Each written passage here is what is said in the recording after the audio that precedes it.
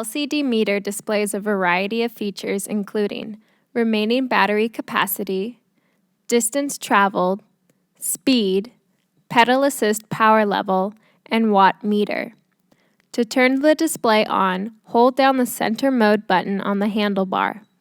To turn on the backlight and the front headlight, hold down the center mode and up arrow button simultaneously for 3 seconds and release. You can cycle through the various pedal assistance power levels by using the up and down arrows. Level 1 is low power and level 5 is high power. To enter the setup menu, hold down the top and bottom arrow simultaneously for 3 seconds. The first setting option allows you to select your wheel size for the speed sensor. The second setting can be reached by pressing the mode button 1 time. You can select the screen backlight brightness levels 1 to 3, 3 being the brightest.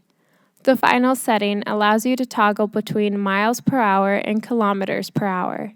To exit the setup menu, hold down the center menu button to return to normal operation.